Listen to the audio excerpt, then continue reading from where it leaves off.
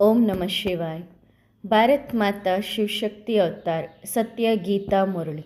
ಓಂ ಪಿತಾಶ್ರೀ ಶಿವ ತಂದೆಯ ನೆನಪಿದೆಯೇ? ಮುರಳಿಯ ದಿನಾಂಕ 30/1/2026. ಪ್ರಾತಃ ಕ್ಲಾಸ್ 16/9/1968. ಓಂ ನಮಃ ಶಿವಾಯ. ಮಧುರ ಮಕ್ಕಳೇ, ಇದು ಬೇಹದ್ದಿನ ಶಿಕ್ಷಣವಾಗಿದೆ. ಇದರಲ್ಲಿ ಮಕ್ಕಳಿಗೆ ಬಹಳ ಗಮನವಿರಬೇಕು. ಶಿಕ್ಷಣವನ್ನು ಒಂದು ದಿನ ತಪ್ಪಿಸಬಾರದು. ನಾವು ವಿದ್ಯಾರ್ಥಿಗಳು ಭಗವಂತ ಓದಿಸುತ್ತಿದ್ದಾರೆ. ಈ ನಶೆ ಮಕ್ಕಳಿಗೆ ಏರಿರಬೇಕು. ಓಂ ನಮಃ ಶಿವಾಯ. ಆತ್ಮಿಕ ತಂದೆ ಆತ್ಮಿಕ ಮಕ್ಕಳಿಗೆ ತಿಳಿಸುತ್ತಿದ್ದಾರೆ. ಆತ್ಮ ಈಗ ಸಾಕಾರದಲ್ಲಿದೆ ಮತ್ತು ಪ್ರಜಾಪಿತ ಬ್ರಹ್ಮನ ಸಂತಾನವಾಗಿದೆ. ಏಕೆಂದರೆ ದತ್ತು ತೆಗೆದುಕೊಂಡಿದ್ದಾರೆ. ನಿಮ್ಮ ಬಗ್ಗೆ ಎಲ್ಲರೂ ಹೇಳುತ್ತಾರೆ, ಇವರು ಅಣ್ಣ ತಂಗಿಯರನ್ನಾಗಿ ಮಾಡುತ್ತಾರೆ ಎಂದು. ಮಕ್ಕಳಿಗೆ ತಂದೆ ತಿಳಿಸಿದ್ದಾರೆ, ವಾಸ್ತವದಲ್ಲಿ ನೀವೆಲ್ಲ ಆತ್ಮಗಳು ಸಹೋದರರು ಆಗಿದ್ದೀರಿ. ಈಗ ಹೊಸ ಸೃಷ್ಟಿ ಆಗುತ್ತಿದೆ ಎಂದಾಗ ಮೊಟ್ಟ ಮೊದಲು ಜುಟ್ಟಿನ ಸಮಾನ ಬ್ರಾಹ್ಮಣರು ಬೇಕು. ನೀವು ಶೂದ್ರರಾಗಿದ್ದೀರಿ. ಈಗ ನೀವು ವರ್ಗಾವಣೆಯಾಗಿದ್ದೀರಿ, ಅಂದರೆ ಇಲ್ಲಿಂದ ಶೂದ್ರರಿಂದ ಬ್ರಾಹ್ಮಣರಾಗಿ ಟ್ರಾನ್ಸ್ಫರ್ ಆಗಿದ್ದೀರಿ. ಬ್ರಾಹ್ಮಣರು ಬೇಕಲ್ಲವೇ? ಪ್ರಜಾಪಿತ ಬ್ರಹ್ಮನ ಹೆಸರು ಪ್ರಸಿದ್ಧವಾಗಿದೆ. ಈ ಲೆಕ್ಕಾಚಾರದಂತೆ ನೀವು ಮಕ್ಕಳು ತಿಳಿದುಕೊಳ್ಳುತ್ತೀರಿ, ನಾವೆಲ್ಲ ಪರಸ್ಪರ ಸಹೋದರ ಸಹೋದರಿಯರಾಗಿದ್ದೇವೆ. ಯಾರೇ ತಮ್ಮನ್ನು ಬ್ರಹ್ಮಕುಮಾರ ಕುಮಾರಿಯರು ಎಂದು ಕರೆದುಕೊಳ್ಳುತ್ತಾರೋ ಅವರು ಅವಶ್ಯವಾಗಿ ಅಣ್ಣ ತಂಗಿಯರಾದರಲ್ಲವೇ? ಎಲ್ಲರೂ ಪ್ರಜಾಪಿತ ಬ್ರಹ್ಮನ ಸಂತಾನ ಬ್ರಾಹ್ಮಣರಾಗಿದ್ದಾರೆ ಎಂದ ಮೇಲೆ ಅಣ್ಣ ತಂಗಿಯರು ಆಗಲೇಬೇಕು. ಇದನ್ನು ತಿಳುವಳಿಕೆ ಇಲ್ಲದವರಿಗೆ ತಿಳಿಸಬೇಕಾಗಿದೆ. ತಿಳುವಳಿಕೆ ಇಲ್ಲದವರೂ ಇದ್ದಾರೆ ಮತ್ತು ಅಂಧಶ್ರದ್ಧೆಯಿಂದ ಇರುವವರು ಕೂಡ ಇದ್ದಾರೆ. ಬುದ್ಧಿ ಸ್ವಲ್ಪವೂ ಇಲ್ಲ. ಯಾರ ಪೂಜೆ ಮಾಡುತ್ತಾರೋ, ಯಾರ ಮೇಲೆ ನಂಬಿಕೆ ಇಡುತ್ತಾರೋ ಅವರ ಬಗ್ಗೆ ತಿಳಿಸಬೇಕು. ಆದರೆ ಏನೂ ತಿಳಿದುಕೊಂಡಿಲ್ಲ. ಲಕ್ಷ್ಮೀನಾರಾಯಣರ ಪೂಜೆ ಮಾಡುತ್ತಾರೆ, ಆದರೆ ಅವರು ಯಾವಾಗ ಬಂದರು, ಹೇಗೆ ಹೀಗೆ ಆದರು, ನಂತರ ಎಲ್ಲಿ ಹೋದರು ಎಂದು ಯಾರಿಗೂ ಗೊತ್ತಿಲ್ಲ. ಬೇರೆ ಯಾವುದೇ ಮನುಷ್ಯರು ನೆಹರು ಮುಂತಾದವರ ಬಗ್ಗೆ ತಿಳಿದುಕೊಂಡಿದ್ದಾರೆ. ಅವರ ಇತಿಹಾಸ, ಜೀವನ ಚರಿತ್ರೆ, ಭೂಗೋಳ ಎಲ್ಲವೂ ಗೊತ್ತಿದೆ ಅಲ್ಲವೇ? ಜೀವನ ಚರಿತ್ರೆಯನ್ನೇ ತಿಳಿದುಕೊಳ್ಳದಿದ್ದರೆ ಏನು ಪ್ರಯೋಜನ? ಪೂಜೆ ಮಾಡುತ್ತಾರೆ, ಆದರೆ ಅವರ ಜೀವನ ಕಥೆಯನ್ನು ತಿಳಿದುಕೊಂಡಿಲ್ಲ. ಮನುಷ್ಯರ ಜೀವನ ಕಥೆಯನ್ನು ಎಲ್ಲರೂ ತಿಳಿದುಕೊಂಡಿದ್ದಾರೆ, ಆದರೆ ಯಾರು ದೊಡ್ಡವರಾಗಿ ಕಳೆದು ಹೋದರೋ ಅವರಲ್ಲಿ ಒಬ್ಬರ ಜೀವನ ಕಥೆಯನ್ನು ತಿಳಿದುಕೊಂಡಿಲ್ಲ. ಅಂದರೆ ಯಾರೆಲ್ಲ ಹಳೆಯ ಕಾಲದ ದೇವಿ ದೇವತೆಗಳಿದ್ದಾರೆ, ಇತಿಹಾಸದಲ್ಲಿದ್ದಾರೆ, ಅವರ ಜೀವನ ಕಥೆಯನ್ನು ತಿಳಿದುಕೊಂಡಿಲ್ಲ. ಶಿವನಿಗೆ ಎಷ್ಟೊಂದು ಪೂಜಾರಿಗಳಿದ್ದಾರೆ, ಪೂಜೆ ಮಾಡುತ್ತಿರುತ್ತಾರೆ, ಮತ್ತೆ ಬಾಯಿಂದ ಹೇಳುತ್ತಾರೆ ಅವನು ಕಲ್ಲು ಮಣ್ಣು ಕಣಕಣದಲ್ಲಿದ್ದಾನೆ ಎಂದು. ಇದು ಜೀವನ ಕಥೆಯಾಯಿತೆ? ಆಮೆ ಮೀನಿನ ಅವತಾರ ತೆಗೆದುಕೊಳ್ಳುತ್ತಾರೆ ಎಂದು ಹೇಳುತ್ತಾರೆ. 84 ಲಕ್ಷ ಯೋನಿಗಳಲ್ಲಿ ಭಗವಂತ ಇದ್ದಾನೆ ಎಂದು ಹೇಳುತ್ತಾರೆ. ಇದು ಬುದ್ಧಿವಂತಿಕೆಯ ಮಾತಾಗಲಿಲ್ಲ. ಬುದ್ಧಿಹೀನರಾಗಿರುವ ಕಾರಣ ಬುದ್ಧಿಹೀನ ಕೆಲಸವನ್ನೇ ಮಾಡುತ್ತಾರೆ. ಬುದ್ಧಿವಂತರು ಎಂದಿಗೂ ಪತಿತರಾಗುವುದಿಲ್ಲ. ಪತಿತ ಅಕ್ಷರ ಎಷ್ಟು ಚೀಚಿಯಾಗಿದೆ. ವಿಕಾರಿ ಎಂದರೆ ಪತಿತ. ಆದ್ದರಿಂದ ನೀವು ಇದನ್ನು ತಿಳಿಸಬಹುದು, ನಾವು ಬ್ರಹ್ಮನ ಮಕ್ಕಳಾಗಿದ್ದೇವೆ ಮತ್ತು ದತ್ತು ಮಕ್ಕಳಾಗಿದ್ದೇವೆ. ಕೂಕವಂಶಾವಳಿ ಅಲ್ಲ, ನಾವು ಮುಖವಂಶಾವಳಿ, ಬ್ರಾಹ್ಮಣ ಬ್ರಾಹ್ಮಣಿಯರು. ಆದ್ದರಿಂದ ಅಣ್ಣ ತಂಗಿಯರಾಗಿದ್ದೇವೆ. ಅಣ್ಣ ತಂಗಿಯರಲ್ಲಿ ಪರಸ್ಪರ ಕ್ರಿಮಿನಲ್ ದೃಷ್ಟಿ ಇರಲು ಸಾಧ್ಯವಿಲ್ಲ. ಕೆಟ್ಟ ಆಲೋಚನೆ ಇರುವುದೇ ಮುಖ್ಯವಾಗಿ ಕಾಮವಿಕಾರದ್ದು. ಬೇರೆಯವರೊಂದಿಗೆ ವಿಕಾರಕ್ಕೆ ವಶವಾಗುತ್ತಾರೆ. ಯಾರದು ಮಗಳು ಬೇರೆಯವರಿಂದ ಕೆಟ್ಟವಳಾದರೆ, ನಡತೆ ತಪ್ಪಿದರೆ ತಂದೆ ತಾಯಿಗೆ ಕೋಪ ಬರುತ್ತದೆ ಅಲ್ಲವೇ? ಇಂತಹ ಮಗಳು ಹುಟ್ಟದೇ ಇದ್ದರೆ ಚೆನ್ನಾಗಿತ್ತು ಎಂದು. ಇಂತಹ ಅನೇಕ ಕೇಸ್ಗಳು ಇರುತ್ತವೆ. ನೀವು ಹೇಳುತ್ತೀರಿ, ನಾವು ಪ್ರಜಾಪಿತ ಬ್ರಹ್ಮನ ಸಂತಾನರಾಗಿದ್ದೇವೆ. ಹೇಗೆ ಬೇಹದ್ದಿನ ನಿರಾಕಾರಿ ತಂದೆಯ ಸಂತಾನರಾಗಿದ್ದೇವೆಯೋ, ಮತ್ತೆ ಸಾಕಾರದಲ್ಲಿ ಬರುವಾಗ ಮೊಟ್ಟ ಮೊದಲು ಪ್ರಜಾಪಿತ ಬ್ರಹ್ಮನ ಸಂತಾನ ಅಣ್ಣ ತಂಗಿಯರಾಗುತ್ತೇವೆ. ನಾವೆಲ್ಲರೂ ಶಿವಬಾಬನ ಸಂತಾನ ಎಂದು ನೀವು ತಿಳಿದುಕೊಳ್ಳುತ್ತೀರಿ. ಆತ್ಮಗಳು ಪರಸ್ಪರ ಸಹೋದರರು, ಇದು ಕೂಡ ಪಕ್ಕಾ ಆಗಿದೆ.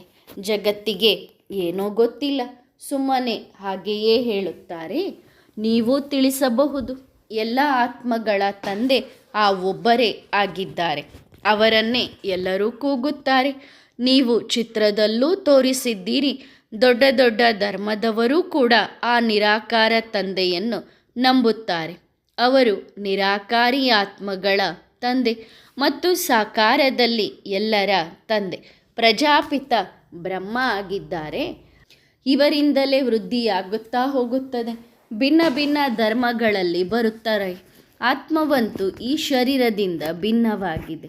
ಶರೀರವನ್ನು ನೋಡಿ ಹೇಳುತ್ತಾರೆ, ಇವರು ಅಮೇರಿಕನ್, ಇವರು ಇಂಥವರು ಎಂದು. ಆತ್ಮಕ್ಕಂತೂ ಹೇಳುವುದಿಲ್ಲ. ಆತ್ಮಗಳೆಲ್ಲವೂ ಶಾಂತಿಧಾಮದಲ್ಲಿರುತ್ತವೆ. ಅಲ್ಲಿಂದ ಪಾತ್ರ ಅಭಿನಯಿಸಲು ಬರುತ್ತವೆ. ಶರೀರದ ಮೇಲೆಯೇ ಭಿನ್ನ ಭಿನ್ನ ಹೆಸರುಗಳು ಬೀಳುತ್ತವೆ. ಆತ್ಮವು ಶರೀರದ ಮೂಲಕ ಪಾತ್ರ ಅಭಿನಯಿಸುತ್ತದೆ. ಅದರ ಆಧಾರದ ಮೇಲೆಯೇ ಎಲ್ಲರೂ ನಡೆಯುತ್ತಾರೆ. ನೀವು ಯಾವುದೇ ಧರ್ಮದವರಿಗೆ ತಿಳಿಸಿ ಪುನರ್ಜನ್ಮವಂತೂ ತೆಗೆದುಕೊಳ್ಳುತ್ತಾ ಬರುತ್ತಾರೆ ಮತ್ತು ಮೇಲಿಂದಲೂ ಹೊಸಬರು ಬರುತ್ತಲೇ ಇರುತ್ತಾರೆ. ಆಗ ತಂದೆ ತಿಳಿಸುತ್ತಾರೆ, ನೀವು ಕೂಡ ಮನುಷ್ಯರಾಗಿದ್ದೀರಿ. ಮನುಷ್ಯರಿಗೆ ಸೃಷ್ಟಿಯ ಆದಿ ಮಧ್ಯ ಅಂತ್ಯದ ಬಗ್ಗೆ ತಿಳಿದಿರಬೇಕಲ್ಲವೇ? ಈ ಸೃಷ್ಟಿ ಚಕ್ರ ಹೇಗೆ ತಿರುಗುತ್ತದೆ ಎಂದು. ಇದರ ರಚಯಿತ ಯಾರು? ಈ ಚಕ್ರ ತಿರುಗಲು ಎಷ್ಟು ಸಮಯ ಹಿಡಿಯುತ್ತದೆ? ಇದು ನಿಮಗೆ ಮಾತ್ರ ಗೊತ್ತಿದೆ, ದೇವತೆಗಳಿಗೆ ಗೊತ್ತಿಲ್ಲ. ಮನುಷ್ಯರೇ ಇದನ್ನು ತಿಳಿದುಕೊಂಡು ನಂತರ ದೇವತೆಗಳಾಗುತ್ತಾರೆ. ಮನುಷ್ಯರನ್ನು ದೇವತೆಗಳನ್ನಾಗಿ ಮಾಡುವವರು ತಂದೆ. ತಂದೆ ತಮ್ಮ ಮತ್ತು ರಚನೆಯ ಪರಿಚಯವನ್ನು ಕೊಡುತ್ತಾರೆ. ನಾವು ಬೀಜರೂಪ ತಂದೆಯ ಬೀಜರೂಪ ತಂದೆಗೆ ಮಕ್ಕಳಾಗಿದ್ದೇವೆ ಎಂದು ನೀವು ತಿಳಿದುಕೊಂಡಿದ್ದೀರಿ.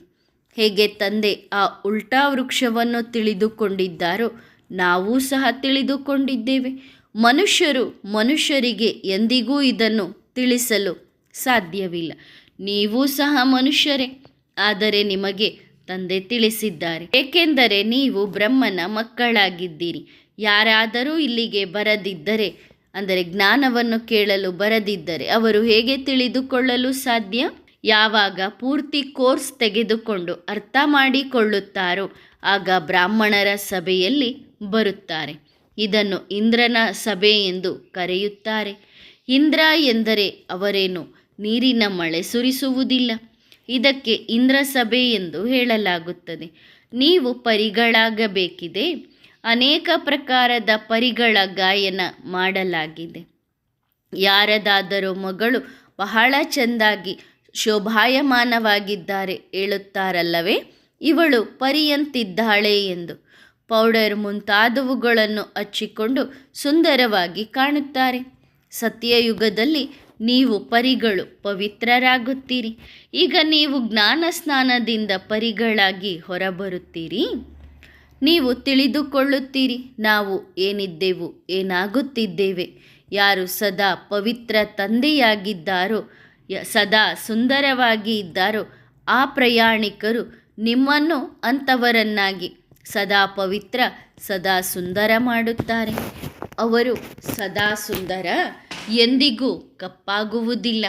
ಇಲ್ಲಿ ಯಾವಾಗ ಬರುತ್ತಾರೆ ಆಗ ಸಂಪೂರ್ಣ 100% ತಮೋಪ್ರಧಾನ ಆಗಿರುವಂತಹ ತನುವಿನಲ್ಲಿ ಪ್ರವೇಶ ಮಾಡುತ್ತಾರೆ. ಈಗ ಸುಂದರವಾಗಿ ಯಾರು ಮಾಡಬೇಕು? ತಂದೆಯೇ ಮಾಡಬೇಕಲ್ಲವೇ? ಸೃಷ್ಟಿಯ ಚಕ್ರವಂತೂ ತಿರುಗಲೇಬೇಕು. ಈಗ ನೀವು ಸುಂದರವಾಗುತ್ತಿದ್ದೀರಿ. ನಿಮಗೆ ಓದಿಸುವವರು ಜ್ಞಾನಸಾಗರ ತಂದೆ ಒಬ್ಬರೇ ಆಗಿದ್ದಾರೆ. ಯಾವ ಜ್ಞಾನ?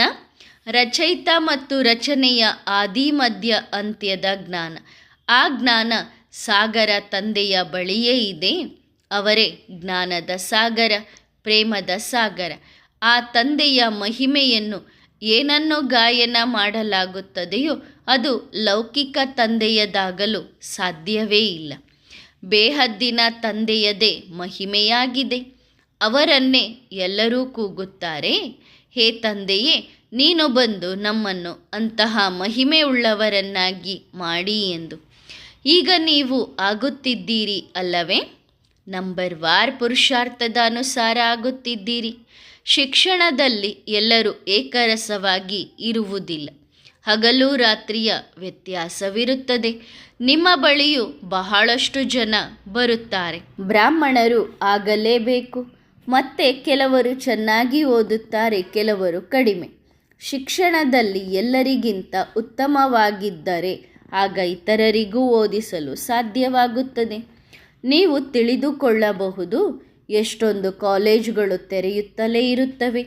ಬಾಬಾ ಕೂಡ ಹೇಳುತ್ತಾರೆ, ಕಾಲೇಜ್ ಎಂತಹದ್ದು ಮಾಡಿ ಎಂದರೆ ಯಾರೇ ಆದರೂ ತಿಳಿದುಕೊಳ್ಳಲಿ. ಈ ಕಾಲೇಜಿನಲ್ಲಿ ರಚಯಿತ ಮತ್ತು ರಚನೆಯ ಆದಿ ಮಧ್ಯ ಅಂತ್ಯದ ಜ್ಞಾನ ಸಿಗುತ್ತದೆ ಎಂದು.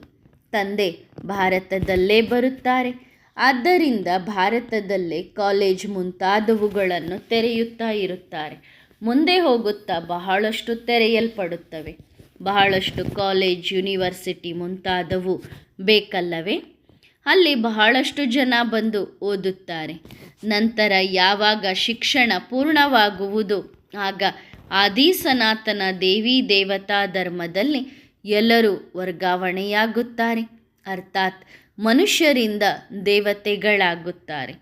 ನೀವು ಮನುಷ್ಯರಿಂದ ದೇವತೆಗಳಾಗುತ್ತೀರಿ ಅಲ್ಲವೇ? ಗಾಯನವೂ ಇದೆ. ಮನುಷ್ಯರಿಂದ ದೇವತೆಗಳನ್ನಾಗಿ ಮಾಡಲು ಸಮಯ ಬೇಕಿಲ್ಲ. ಇಲ್ಲಿ ಇದು ಮನುಷ್ಯರ ಪ್ರಪಂಚ, ಅದು ದೇವತೆಗಳ ಪ್ರಪಂಚ. ದೇವತೆಗಳು ಮತ್ತು ಮನುಷ್ಯರಲ್ಲಿ ಹಗಲು ರಾತ್ರಿಯ ವ್ಯತ್ಯಾಸವಿದೆ. ಅರ್ಥಾತ್ ಹಗಲಿನಲ್ಲಿ ದೇವತೆಗಳಿದ್ದಾರೆ, ರಾತ್ರಿಯಲ್ಲಿ ಮನುಷ್ಯರಿದ್ದಾರೆ. ಎಲ್ಲರೂ ಭಕ್ತಿಯನ್ನೇ ಮಾಡುತ್ತಾರೆ. ಒಬ್ಬರು ಯಾರದೋ ಪೂಜಾರಿಯಾದರೆ ಇನ್ನೊಬ್ಬರು ಇನ್ಯಾರದೋ ಪೂಜಾರಿಯಾಗಿರುತ್ತಾರೆ. ಈಗ ನೀವು ಪೂಜಾರಿಯಿಂದ ಪೂಜ್ಯರಾಗುತ್ತೀರಿ. ಸತ್ಯಯುಗ ತ್ರೇತಾಯುಗದಲ್ಲಿ ವೇದ, ಶಾಸ್ತ್ರ ಮುಂತಾದವು ಯಾವುದೂ ಇರುವುದಿಲ್ಲ. ಭಕ್ತಿಯ ಹೆಸರಿರುವುದಿಲ್ಲ. ಅಲ್ಲಿ ಎಲ್ಲರೂ ದೇವತೆಗಳಿರುತ್ತಾರೆ. ಮನುಷ್ಯರು ಭಕ್ತರಾಗಿರುತ್ತಾರೆ. ಮನುಷ್ಯರೇ ಮತ್ತೆ ದೇವತೆಗಳಾಗುತ್ತಾರೆ. ಅದು ದೈವಿ ಪ್ರಪಂಚ. ಇದನ್ನು ಅಸುರಿ ಪ್ರಪಂಚ ಎಂದು ಹೇಳಲಾಗುತ್ತದೆ. ರಾಮರಾಜ್ಯ ಮತ್ತು ರಾವಣನ ರಾಜ್ಯ. ಮೊದಲು ನಿಮ್ಮ ಬುದ್ಧಿಯಲ್ಲಿ ಇದು ಇರಲೇ ಇಲ್ಲ. ರಾಮರಾಜ್ಯ, ರಾವಣನ ರಾಜ್ಯ ಎಂದು ಯಾವುದಕ್ಕೆ ಹೇಳಲಾಗುತ್ತದೆ? ರಾವಣ ಯಾವಾಗ ಬಂದ? ಇದು ಏನು ಗೊತ್ತಿರಲಿಲ್ಲ. ಅವರು ಹೇಳುತ್ತಾರೆ, ಲಂಕೆ ಸಮುದ್ರದಲ್ಲಿ ಮುಳುಗಿ ಹೋಯಿತು ಎಂದು. ಹಾಗೆಯೇ ದ್ವಾರಕೆಯ ಬಗ್ಗೆಯೂ ಹೇಳುತ್ತಾರೆ. ಇಡೀ ಪ್ರಪಂಚವೇ ಈ ಬೇಹದ್ದಿನ ಲಂಕೆಯಾಗಿದೆ. ಇದೆಲ್ಲವೂ ಮುಳುಗಿ ಹೋಗುವುದು. ಎಲ್ಲ ಕಡೆಯೂ ನೀರು ಬರುವುದು. ಆದರೆ ಸ್ವರ್ಗವೇನೂ ಮುಳುಗುವುದಿಲ್ಲ. ಎಷ್ಟು ಅಪಾರ ಸಂಪತ್ತಿತ್ತು. ತಂದೆ ತಿಳಿಸುತ್ತಾರೆ, ಸೋಮನಾಥನ ಮಂದಿರಕ್ಕೊಂದೇ ಎಷ್ಟೊಂದು ಲೂಟಿ ಮಾಡಿದ್ದಾರೆ. ಈಗ ನೋಡಿ, ಏನೂ ಉಳಿದಿಲ್ಲ. ಭಾರತದಲ್ಲಿ ಎಷ್ಟು ಅಪಾರ ಸಂಪತ್ತಿತ್ತು. ಭಾರತವನ್ನೇ ಸ್ವರ್ಗ ಎಂದು ಕರೆಯಲಾಗುತ್ತಿತ್ತು. ಈಗ ಸ್ವರ್ಗ ಎನ್ನುತ್ತಾರೆಯೇ? ಈಗ ನರಕವಾಗಿದೆ, ಮತ್ತೆ ಸ್ವರ್ಗವಾಗುವುದು. ಸ್ವರ್ಗವನ್ನು ಯಾರು, ನರಕವನ್ನು ಯಾರು ಮಾಡುತ್ತಾರೆ ಎಂದು ಈಗ ನಿಮಗೆ ಗೊತ್ತಾಗಿದೆ. ರಾವಣನ ರಾಜ್ಯ ಎಷ್ಟು ಸಮಯ ನಡೆಯುತ್ತದೆ ಎನ್ನುವುದನ್ನು ತಿಳಿಸಲಾಗಿದೆ. ರಾವಣನ ರಾಜ್ಯದಲ್ಲಿ ಎಷ್ಟು ಅಪಾರ ಧರ್ಮಗಳಾಗಿ ಇರುತ್ತವೆ.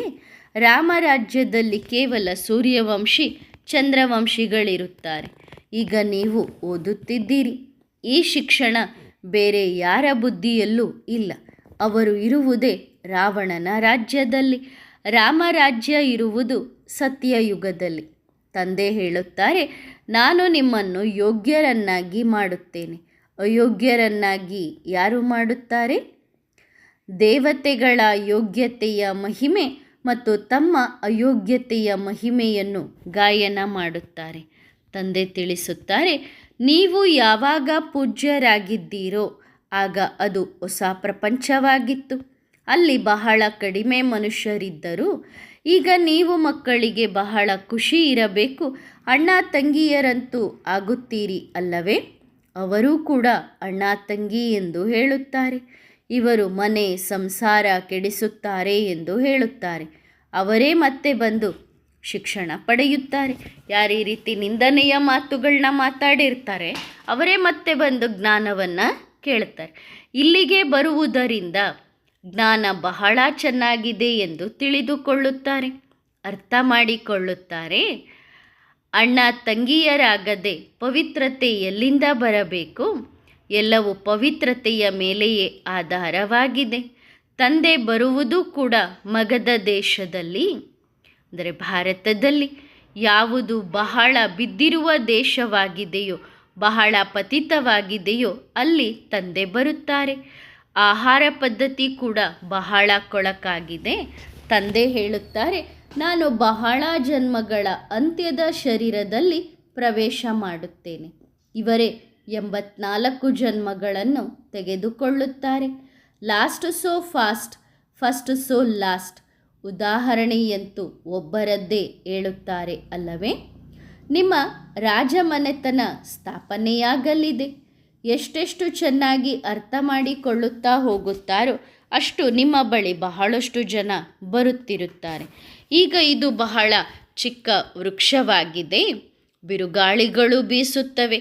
ಸತ್ಯಯುಗದಲ್ಲಿ ಬಿರುಗಾಳಿಯ ಮಾತೇ ಇಲ್ಲ. ಮೇಲಿಂದ ಹೊಸ ಹೊಸ ಆತ್ಮಗಳು ಬರುತ್ತವೆ. ಇಲ್ಲಿ ಬಿರುಗಾಳಿ ಬೀಸುವುದರಿಂದ ಬಿದ್ದು ಬಿಡುತ್ತಾರೆ. ಅಲ್ಲಿ ಮಾಯೆಯ ಬಿರುಗಾಳಿ ಇರುವುದೇ ಇಲ್ಲ. ಅಂದರೆ ಸತ್ಯಯುಗದಲ್ಲಿ ಮಾಯೆಯ ಬಿರುಗಾಳಿ ಇರುವುದಿಲ್ಲ, ಅಕಾಲ ಮೃತ್ಯು ಆಗುವುದಿಲ್ಲ. ಆದರೆ ಇಲ್ಲಿ ನೋಡಿ, ಕುಳಿತಲ್ಲಿಯೇ ಆಕಸ್ಮಿಕವಾಗಿ ಸತ್ತು ಹೋಗುತ್ತಾರೆ. ಮತ್ತು ಇಲ್ಲಿ ನಿಮ್ಮದು ಮಾಯೆಯ ಜೊತೆ ಯುದ್ಧವೂ ಇದೆ. ಆದ್ದರಿಂದ ಅದು ಕೂಡ ನಿಮ್ಮನ್ನು ಹೈರಾಣ್ ಮಾಡುತ್ತದೆ. ಸತ್ಯಯುಗದಲ್ಲಿ ಇದು ಇರುವುದಿಲ್ಲ. ಬೇರೆ ಯಾವುದೇ ಧರ್ಮದಲ್ಲಿ ಇಂತಹ ಮಾತುಗಳು ಇರುವುದೇ ಇಲ್ಲ. ರಾಮರಾಜ್ಯ ಮತ್ತು ರಾವಣನ ರಾಜ್ಯವನ್ನು ಬೇರೆ ಯಾರೂ ಅರ್ಥ ಮಾಡಿಕೊಳ್ಳುವುದೇ ಇಲ್ಲ. ಬಲೆ ಸತ್ಸಂಗ ಮುಂತಾದವುಗಳಿಗೆ ಹೋಗುತ್ತಾರೆ. ಅಲ್ಲಿ ಬದುಕಿದ್ದಾಗಲೇ ಸಾಯುವ ಮಾತು ಇರುವುದಿಲ್ಲ. ಇಲ್ಲಿ ದತ್ತು ಮಕ್ಕಳು ಆಗುತ್ತಾರೆ. ನೀವು ಮಕ್ಕಳು ಹೇಳುತ್ತೀರಿ, ನಾವು ಶಿವಬಾಬನ ಮಕ್ಕಳಾಗಿದ್ದೇವೆ, ಅವರಿಂದಲೇ ಆಸ್ತಿ ಪಡೆಯುತ್ತೇವೆ. ಮತ್ತೆ ಬಿದ್ದು ಹೋದರೆ ಆಸ್ತಿಯೂ ಸಮಾಪ್ತಿ. ಹಂಸ ಪಕ್ಷಿಗಳಿಂದ ಬಕಪಕ್ಷಿಗಳಾಗುತ್ತಾರೆ. ಆದರೂ ತಂದೆ ದಯಾಹೃದಯಿ ಆಗಿರುವುದರಿಂದ ನೀವು ಮಕ್ಕಳಿಗೆ ಜ್ಞಾನವನ್ನು ತಿಳಿಸುತ್ತಲೇ ಇರುತ್ತಾರೆ. ಕೆಲವರು ಮತ್ತೆ ಜ್ಞಾನದಲ್ಲಿ ಮೇಲೆ ಏರುತ್ತಾರೆ, ಇನ್ನು ಕೆಲವರು ಅಲ್ಲೇ ನಿಂತು ಬಿಡುತ್ತಾರೆ. ಅವರನ್ನು ಮಹಾವೀರ್ ಹನುಮಾನ್ ಎಂದು ಕರೆಯಲಾಗುವುದು. ನೀವು ಮಹಾವೀರಣಿಯರು ನಂಬರ್ 1 ಅಂತೂ ಇದ್ದಾರೆ ಅಲ್ಲವೇ? ಎಲ್ಲರಿಗಿಂತ ಪೈಲ್ವಾನನಿಗೆ ಮಹಾವೀರ ಎಂದು ಕರೆಯಲಾಗುತ್ತದೆ. ಆದಿದೇವನಿಗೂ ಮಹಾವೀರ ಎನ್ನುತ್ತಾರೆ. ಯಾರಿಂದ ಈ ಮಹಾವೀರಣಿಯರು ಹುಟ್ಟುತ್ತಾರೋ ಅವರು, ಯಾರು ವಿಶ್ವದಲ್ಲಿ ರಾಜ್ಯ ಮಾಡುತ್ತಾರೋ ಅವರು. ನಂಬರ್ 1 ಪುರುಷಾರ್ಥದ ಅನುಸಾರ ರಾವಣನ ಮೇಲೆ ವಿಜಯ ಪಡೆಯಲು ಪುರುಷಾರ್ಥ ಮಾಡುತ್ತಾರೆ. ರಾವಣ ಎಂದರೆ 5 ವಿಕಾರಗಳು. ಇದು ತಿಳುವಳಿಕೆಯ ಮಾತಾಗಿದೆ ಅಲ್ಲವೇ? ಈಗ ನಿಮ್ಮ ಬುದ್ಧಿಯ ಬೀಗವನ್ನು ತಂದೆ ತೆರೆಯುತ್ತಾರೆ. ಮತ್ತೆ ನಿಮ್ಮ ಬೀಗ ಒಮ್ಮೆಲೆ ಬಂದಾಗುತ್ತದೆ. ಇಲ್ಲೂ ಹೀಗೆಯೇ ಇದೆ. ಬಹಳಷ್ಟು ಜನರಿದ್ದಾರೆ. ಯಾರ ಬುದ್ಧಿಯ ಬೀಗ ತೆರೆಯುವುದೇ ಇಲ್ಲ, ಅವರು ಅನ್ಯರಿಗೆ ತಿಳಿಸಲು ಸಾಧ್ಯವಾಗುವುದಿಲ್ಲ. ತಂದೆ ಬಂದು ಎಲ್ಲರ ಬುದ್ಧಿಯ ಬೀಗವನ್ನು ತೆರೆಯುತ್ತಾರೆ. ಯಾರ ಬೀಗ ತೆರೆಯುತ್ತದೆಯೋ ಅವರು ಹೋಗಿ ಅನ್ಯರ ಸೇವೆ ಮಾಡುತ್ತಾರೆ. ತಂದೆ ಹೇಳುತ್ತಾರೆ, ನೀವು ಹೋಗಿ ಅನ್ಯರ ಸೇವೆ ಮಾಡಿರಿ. ಗಟಾರದಲ್ಲಿ ಬಿದ್ದಿರುವವರನ್ನು ಹೊರತೆಗೆಯಿರಿ, ಅಂದರೆ ವಿಕಾರಗಳಲ್ಲಿ ಬಿದ್ದಿರುವವರನ್ನು ಹೊರತೆಗೆಯಿರಿ. ಹಾಗಂತ ನೀವೇ ಸ್ವಯಂ ಗಟಾರದಲ್ಲಿ ಬೀಳುವುದಲ್ಲ. ನೀವು ಹೊರಬಂದು ಇತರರನ್ನು ಹೊರತೆಗೆಯಿರಿ. ವಿಷಯ ವೈತರಣಿ ನದಿಯಲ್ಲಿ ಅಪಾರ ದುಃಖವಿದೆ. ಈಗ ಅತೀಂದ್ರಿಯ ಸುಖಗಳಲ್ಲಿ ಹೋಗಬೇಕಿದೆ. ಯಾರು ಅತೀಂದ್ರಿಯ ಸುಖ ಕೊಡುತ್ತಾರೋ ಅವರ ಮಹಿಮೆ ಗಾಯನ ಮಾಡಲಾಗುತ್ತದೆ. ರಾವಣ ಯಾರು ಅಪಾರ ದುಃಖ ಕೊಡುತ್ತಾನೋ ಅವನ ಮಹಿಮೆ ಇರುತ್ತದೆಯೇ? ರಾವಣನಿಗೆ ಅಸುರ ಎಂದು ಕರೆಯಲಾಗುತ್ತದೆ. ತಂದೆ ಹೇಳುತ್ತಾರೆ, ನೀವು ರಾವಣನ ರಾಜ್ಯದಲ್ಲಿದ್ದೀರಿ ಅಲ್ಲವೇ? ಅಪಾರ ದುಃಖಿಗಳಾಗಿದ್ದೀರಿ. ಈಗ ನೀವು ತಿಳಿದುಕೊಳ್ಳುತ್ತೀರಿ, ನಾವು ಅಪಾರ ಸುಖವನ್ನು ಪಡೆಯಲು ಇಲ್ಲಿಗೆ ಬರುತ್ತೇವೆ. ನಿಮಗೆ ಎಷ್ಟು ಅಪಾರ ಸುಖ ಸಿಗುತ್ತದೆ? ಎಷ್ಟು ಖುಷಿ ಇರಬೇಕು ಮತ್ತು ಎಚ್ಚರಿಕೆಯಿಂದಲೂ ಇರಬೇಕು. ಪೊಸಿಷನ್ ಅಂತೂ ನಂಬರ್ ವಾರ್ ಇರುತ್ತದೆ ಅಲ್ಲವೇ? ಅಂದರೆ ಸ್ಥಾನಮಾನ ಪ್ರತಿಯೊಬ್ಬರಿಗೂ ನಂಬರ್ ವಾರ್ ಆಗಿ ಇರುತ್ತದೆ. ಪ್ರತಿಯೊಬ್ಬ ಪಾತ್ರಧಾರಿಯ ಸ್ಥಾನಮಾನವೇ ಬೇರೆ ಬೇರೆ. ಎಲ್ಲರಲ್ಲೂ ಈಶ್ವರ ಇರಲು ಸಾಧ್ಯವಿಲ್ಲ. ತಂದೆ ಪ್ರತಿಯೊಂದು ಮಾತನ್ನು ತಿಳಿಸುತ್ತಾರೆ. ನೀವು ತಂದೆಯ ರಚನೆಯ ಆದಿ ಮಧ್ಯ ಅಂತ್ಯವನ್ನು ತಿಳಿದುಕೊಳ್ಳುತ್ತೀರಿ. ನಂಬರ್ ವಾರ್ ಪುರುಷಾರ್ಥದ ಅನುಸಾರ ನಂಬರ್ ವಾರ್ ಶಿಕ್ಷಣದ ಮೇಲೆ ನಂಬರ್ ಇರುತ್ತದೆ ಅಲ್ಲವೇ? ಇದು ಬೇಹದ್ದಿನ ಶಿಕ್ಷಣವಾಗಿದೆ. ಇದರಲ್ಲಿ ಮಕ್ಕಳಿಗೆ ಬಹಳ ಗಮನ ಇರಬೇಕು. ಶಿಕ್ಷಣವನ್ನು ಒಂದು ದಿನವೂ ತಪ್ಪಿಸಬಾರದು. ನಾವು ವಿದ್ಯಾರ್ಥಿಗಳು ನಮಗೆ ಸ್ವಯಂ ಗಾಡ್ ಫಾದರ್ ತಂದೆ ಓದಿಸುತ್ತಾರೆ. ಈ ನಶೆ ಮಕ್ಕಳಿಗೆ ಏರಿರಬೇಕು. ಭಗವಾನುವಾಚ ಇದೆ. ಕೇವಲ ಅವರು ತಪ್ಪಾಗಿ ಕೃಷ್ಣನ ಹೆಸರನ್ನು ಹಾಕಿದ್ದಾರೆ. ಭಗವಾನುವಾಚ ಕೃಷ್ಣ ಎಂದು ತಿಳಿದುಕೊಂಡಿದ್ದಾರೆ. ಏಕೆಂದರೆ ಎರಡನೇ ಭಗವಂತ ಆಗಿದ್ದಾನೆ. ತಂದೆಯ ನಂತರ ದೊಡ್ಡವರು ಶ್ರೀಕೃಷ್ಣ. ಸ್ವರ್ಗವನ್ನು ತಂದೆ ಸ್ಥಾಪನೆ ಮಾಡುತ್ತಾರಲ್ಲವೇ? ಅದರಲ್ಲಿ ನಂಬರ್ 1 ಇವರೇ ಅಲ್ಲವೇ? ಈ ಜ್ಞಾನ ಈಗ ನಿಮಗೆ ಸಿಕ್ಕಿದೆ. ನಂಬರ್ ವಾರ್ ಪುರುಷಾರ್ಥದ ಅನುಸಾರ ತಮ್ಮ ಕಲ್ಯಾಣವನ್ನು ಮಾಡಿಕೊಳ್ಳುತ್ತಾರೆ ಮತ್ತು ಇತರರ ಕಲ್ಯಾಣವನ್ನು ಮಾಡುತ್ತಿರುತ್ತಾರೆ. ಅವರಿಗೆ ಸೇವೆ ಇಲ್ಲದೆ ಎಂದಿಗೂ ಸುಖ ಸಿಗುವುದಿಲ್ಲ. ನೀವು ಯೋಗ ಮತ್ತು ಜ್ಞಾನದಲ್ಲಿ ಗಟ್ಟಿಯಾಗಿ ಬಿಟ್ಟರೆ ಆಗ ರಾಕ್ಷಸನ ರೀತಿ ಕೆಲಸ ಮಾಡುತ್ತೀರಿ. ಅಂದರೆ ರಾಕ್ಷಸ ಜಿನ್ನನ ಕತೆ ಉದಾಹರಣೆ ಕೊಡ್ತಾರೆ. ಕೆಲಸ ಕೊಡು, ಇಲ್ಲಾಂದರೆ ನಿನ್ನನ್ನೇ ತಿಂದು ಬಿಡ್ತೀನಿ ಅಂತ. ಅದೇ ರೀತಿ ನೀವು ಜ್ಞಾನದಲ್ಲಿ ಗಟ್ಟಿಯಾದ್ರಿ ಅಂದರೆ ಸದಾಕಾಲ ಶಿವಬಾಬನ ನೆನಪಿನಲ್ಲಿ ಇರುತ್ತೀರಿ. ಮನುಷ್ಯರನ್ನು ದೇವತೆಗಳನ್ನಾಗಿ ಮಾಡುವ ಹವ್ಯಾಸ ನಿಮಗೆ ಬಂದು ಬಿಡುತ್ತದೆ. ಮೃತ್ಯುವಿಗಿಂತ ಮೊದಲೇ ಪಾಸ್ ಆಗಬೇಕಿದೆ. ಸೇವೆ ಬಹಳ ಮಾಡಬೇಕಿದೆ. ನಂತರ ಯುದ್ಧ ಆಗುವುದು. ಪ್ರಾಕೃತಿಕ ವಿಕೋಪಗಳು ಕೂಡ ಬರುತ್ತವೆ. ಅದನ್ನು ಭಗವಂತನ ಆಪತ್ತುಗಳು ಎಂದು ಕರೆಯಲಾಗುತ್ತದೆ. ಅಂದರೆ ಭಗವಂತ ಕೊಟ್ಟಂತಹ ಪರಿಸ್ಥಿತಿಗಳು ಎಂದು ಹೇಳುತ್ತಾರೆ. ವಿಜ್ಞಾನದ ಆಪತ್ತುಗಳು ಮತ್ತು ಭಗವಂತನ ಆಪತ್ತುಗಳಲ್ಲಿ ಬಹಳ ವ್ಯತ್ಯಾಸವಿದೆ. ಅವರು ಬಾಂಬ್ಸ್ ಮುಂತಾದವುಗಳನ್ನು ಮನುಷ್ಯರೇ ತಯಾರಿಸುತ್ತಾರೆ. ಅದರಿಂದ ವಿನಾಶ ಮಾಡುತ್ತಾರೆ. ಇದು ಭೂಕಂಪ, ಪ್ರವಾಹ ಮುಂತಾದವು ಆಗುತ್ತದೆ. ಧಾರಾಕಾರ ಮಳೆ ಸುರಿಯುತ್ತದೆ. ಇದೇನು ಮನುಷ್ಯರ ಕೆಲಸವೇ? ಸೈನ್ಸ್ ಕೂಡ ಸಹಾಯ ಮಾಡುತ್ತದೆ. ವಿನಾಶದಲ್ಲಿ ಮತ್ತೆ ಈ ಪ್ರಾಕೃತಿಕ ವಿಕೋಪ ಕೂಡ ಸಹಾಯ ಮಾಡುತ್ತವೆ. ಹೊಸ ಪ್ರಪಂಚವಂತೂ ಸ್ಥಾಪನೆಯಾಗಲೇಬೇಕು. ಹಾಗಾದರೆ ನಿಮ್ಮಲ್ಲಿ ಈಗ ಎಷ್ಟು ವ್ಯತ್ಯಾಸವಿದೆ? ಭಗವಂತ ನಮಗೆ ಓದಿಸಿ ವಿಶ್ವದ ಮಾಲೀಕರನ್ನಾಗಿ ಮಾಡುತ್ತಾರೆ. ಹಾಗಾದರೆ ಎಷ್ಟು ಖುಷಿ ಇರಬೇಕು. ಒಳ್ಳೆಯದು. ಮಧುರಾತಿ ಮಧುರ ಅಗಲಿ ಹೋಗಿ ಮತ್ತೆ ಸಿಕ್ಕಿರುವ ಆತ್ಮಿಕ ಮಕ್ಕಳಿಗೆ ಆತ್ಮಿಕ ಬಾಪ್ ಮತ್ತು ದಾದಾರವರ ನೆನಪು, ಪ್ರೀತಿ ಹಾಗೂ ಗುಡ್ ಮಾರ್ನಿಂಗ್. ಆತ್ಮಿಕ ಮಕ್ಕಳಿಗೆ ಆತ್ಮಿಕ ತಂದೆಯ ನಮಸ್ತೆ. ಆತ್ಮಿಕ ತಂದೆಗೆ ಆತ್ಮಿಕ ಮಕ್ಕಳು ಮಾಡುವ ನಮಸ್ತೆ ನಮಸ್ತೆ ನಮಸ್ತೆ. ಧನ್ಯವಾದ ಬಾಬಾ. ಶುಕ್ರಿಯ. ವರದಾನ ನಂಬರ್ 1 ಸಹಜ ಯೋಗಿ ಆಗಿರಿ. ಸ್ವಯಂ ಪ್ರತಿ ಶಾಂತಿ ಅಥವಾ ಶಕ್ತಿಯ ಅನುಭವ ಮಾಡುವುದು ಇದು ಯಾವುದೇ ದೊಡ್ಡ ಮಾತಲ್ಲ. ಆದರೆ ತಮ್ಮ ನೆನಪಿನ ಶಕ್ತಿಯ ಮೂಲಕ ಈಗ ವಿಶ್ವದಲ್ಲಿ ವೈಬ್ರೇಷನ್ನ ಮೂಲಕ ವಾಯುಮಂಡಲವನ್ನು ನಿರ್ಮಾಣ ಮಾಡಿರಿ.